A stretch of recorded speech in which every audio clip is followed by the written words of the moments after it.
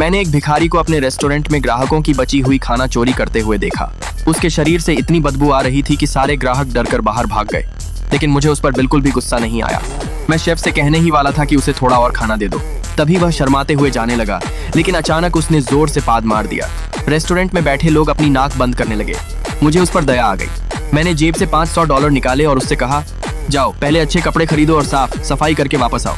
मैंने उसे अपने रेस्टोरेंट में नौकरी भी दे दी। कुछ देर बाद जब वह नहाकर और साफ कपड़े पहनकर वापस आया तो मैं उसे पहचान ही नहीं पाया, लेकिन मुझे बिल्कुल अंदाजा नहीं था कि मेरी यही छोटी सी मदद भविष्य में मुझे बहुत बड़ा फायदा देने वाली है। उसी दिन रेस्टोरेंट में बहुत ज्यादा ग्राहक आए हुए थे। तभी हमारे हेड शेफ ने अचानक काम बंद कर दिया और बोला, अगर तनख्वाह नहीं बढ़ाई तो मैं खाना नहीं बनाऊंगा। उसकी बात सुनकर मुझे बहुत गुस्सा आया। मैंने तुरंत उसकी मांग ठुकरा दी। फिर मैंने उसके सहायक को बुलाया और कहा, आज से खाना तुम बनाओगे।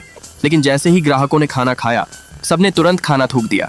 कई लोग तो उल्टी करने लगे, सब चिल्लाने लगे, ये खाना इतना खराब कैसे हो सकता है।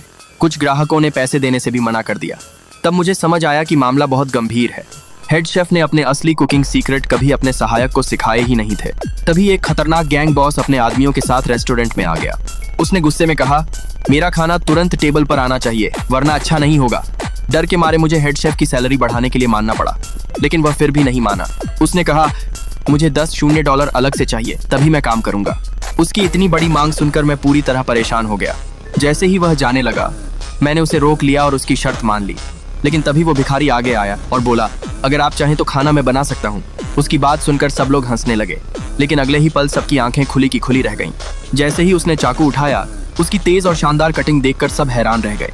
उसकी कुकिंग स्किल्स किसी बड़े मास्टर शेफ से कम नहीं थी। हेड शेफ ये देखकर जलने लगा।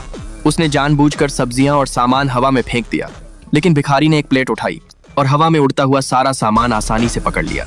मैंने तुरंत लोगों को भेजकर हेड शेफ को बाहर निकलवा दिया। इसके बाद भिखारी ने अपना पहला खाना बनाना शुरू किया। उसकी हर हरकत इतनी प्रोफेशनल थी कि सब लोग बस उसे देखते रह गए।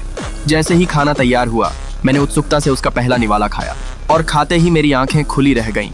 मैंने जिंदगी में इतना स्वादिष्ट खाना कभी नहीं खाया था। बाकी लोग भी जल्दी जल्दी खाना चखने लगे। पूरा रेस्टोरेंट तारीफों से गूंज उठा। 1 मिनट के अंदर पूरी डिश खत्म हो गई। लेकिन उसी समय सब लोग एक बहुत जरूरी बात भूल चुके थे। वो खतरनाक गैंग बॉस अभी भी अपने खाने का इंतजार कर रहा था।